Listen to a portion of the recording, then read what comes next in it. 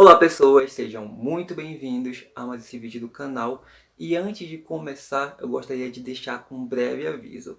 A qualquer momento você pode ouvir barulho de pessoas gritando, carros, motos, o gato pode atrapalhar e qualquer coisa que possa me interferir de continuar esse vídeo perfeitamente. Então espero que vocês não se incomodem e vamos para o caso de hoje.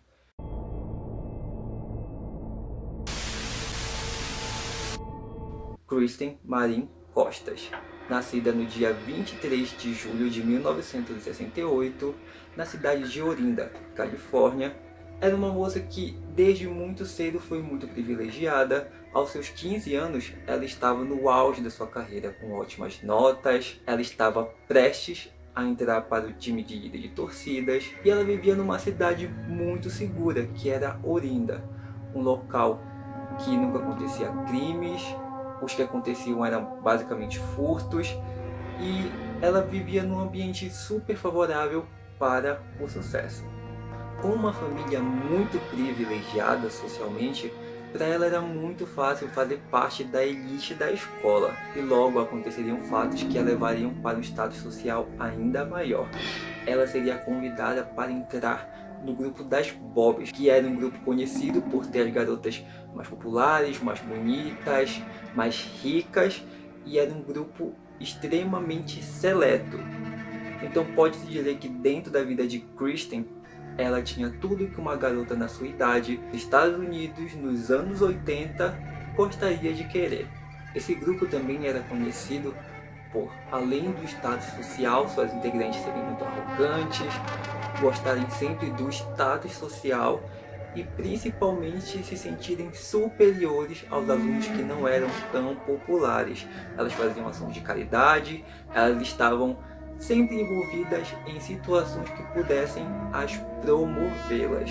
E além dessas Bobs, tinha também uma parte da elite da escola que não eram as Bobs, mas que ainda assim eram as garotas populares. Era a parte que Kristen fazia antes de ser chamada para as Bobs. Dessa parte, suas integrantes eram a Kristen, a Ashley, a Lauren e Bernadette Brott.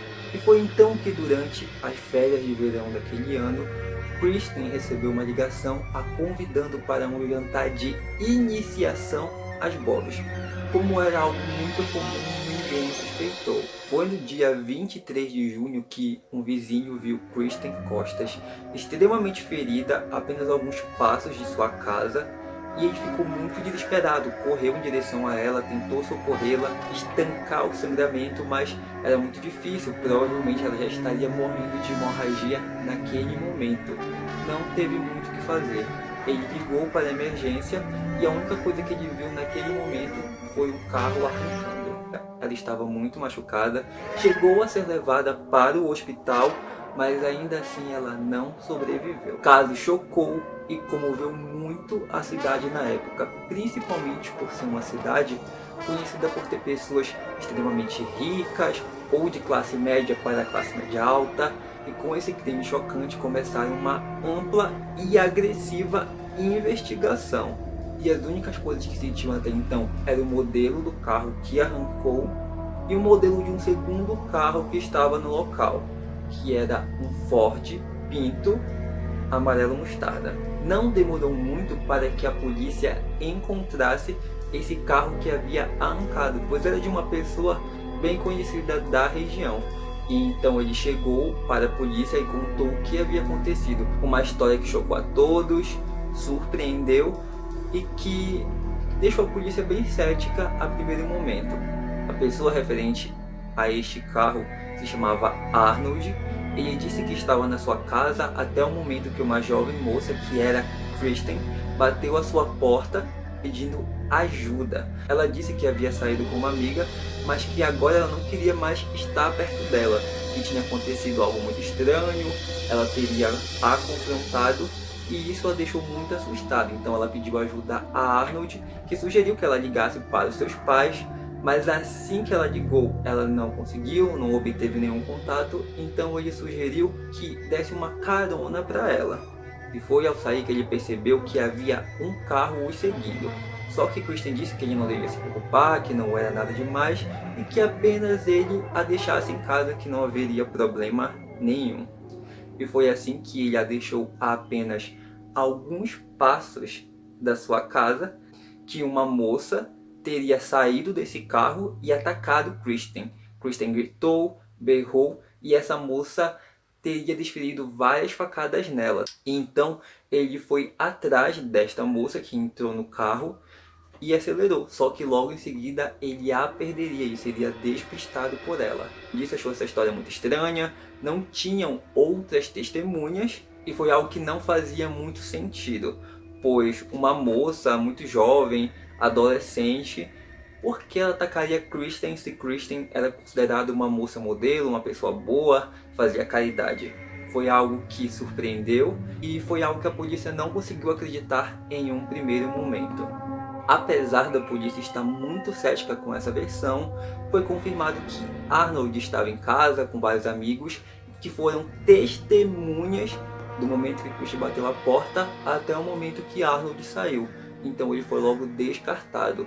Sendo assim, a polícia não tinha nenhum suspeito, eles estavam na estaca zero e a única coisa que restava saber era quem teria ligado para Kristen Costas naquele dia, a convidando para esse jantar. Mas por ser anos 80 e não ter uma tecnologia adequada da época que permitiria rastrear essa ligação, mais uma vez a polícia se encontrava em um beco sem saída. E a única descrição que eles tinham era a de Arnold, que dizia que era uma garota jovem, devia ter os seus 13 ou 15 anos, gordinha, de cabelos loiros e olhos azuis, cabelos loiros ondulados. Mas essa era uma descrição muito genérica para a Califórnia, que é um local muito conhecido por ter pessoas de pele caucasiana, olhos claros. Então isso também não ajudou muito a polícia. E com o resultado da perícia, aumentou ainda mais a urgência de resolver, pois foi constatado que Kristen havia levado aproximadamente 9 facadas. 3 no braço, 3 no peito e 3 nas costas, mesmo quando ela já estava caída. Um fato interessante é que após se aprofundar um pouco mais, eles descobriram que Kristen Costas não era uma pessoa tão boa assim, que ela gostava de intimidar e pregar peças em alunos menos populares, inclusive com a ajuda de algumas de suas amigas, como Ashley. Então eles também começaram a procurar por pessoas que poderiam odiá-la e assim cometer esse crime. E então agora eles resolveram focar a investigação em pessoas que não seriam muito benquistas ou impopulares. E uma dessas primeiras pessoas foi Nancy Kane. Nancy Kane era conhecida por ser uma adolescente rebelde, ela tinha um estilo punk, usava preto, tinha o cabelo preto e branco, ela usava muita maquiagem preta nos olhos e dizia abertamente que ela não gostava de Kristen, não gostava de nada do que elas representavam, e para a polícia isso poderia ser um sinal muito claro que ela seria a pessoa que poderia ter matado Kristen. Nancy Kane foi interrogada, ela mentiu para a polícia dizendo que havia ido assistir um filme no cinema, que foi o Caça-Fantasmas, mas logo em seguida ela admitiu que não havia ido assistir esse filme, mas que estava sim na casa do seu namorado. Como isso foi um álibi forte e que logo foi confirmado, Nancy Kane foi logo descartada como suspeita. Agora, sem suspeita alguma, a polícia precisava recorrer a uma ajuda que fosse ainda mais profissional, que poderiam enfim ajudá-los a descobrir quem teria assassinado Kristen Costas. E foi aí que eles chamaram o FBI. O FBI nessa época estava desenvolvendo um método de traçar o perfil psicológico de assassinos, de organizadores. É um método que foi até retratado em uma série da Netflix. E foi a partir desse método que eles conseguiram chegar a um perfil de quem poderia ter assassinado Kristen Costas. Levou aproximadamente 3 meses para esse laudo ficar pronto, e as principais características que estavam nesse relatório é que devia ser uma garota, amiga de Kristen, entre 13 e 15 anos, de uma família católica romana, família também muito grande e religiosa. Também tinha algumas outras informações, devia ser uma pessoa com baixa autoestima, alguém que era muito próximo de Kristen, mas que ainda assim devia ter algum ressentimento dela. E das amigas de Kristen, quem mais se encaixava no perfil psicológico traçado pelo FBI foi Bernadette Prosten, de 15 anos. Só que a polícia local não entendeu o interesse do FBI nela, porque ela era conhecida por ser uma moça muito gentil, muito simpática, muito amiga de Kristen, e ela teria sofrido tanto quanto as outras pessoas. Ela inclusive foi até o funeral. Então foi muito estranho para a polícia imaginar que ela poderia ter assassinado Kristen. E então Bernadette Prost foi chamada para depor.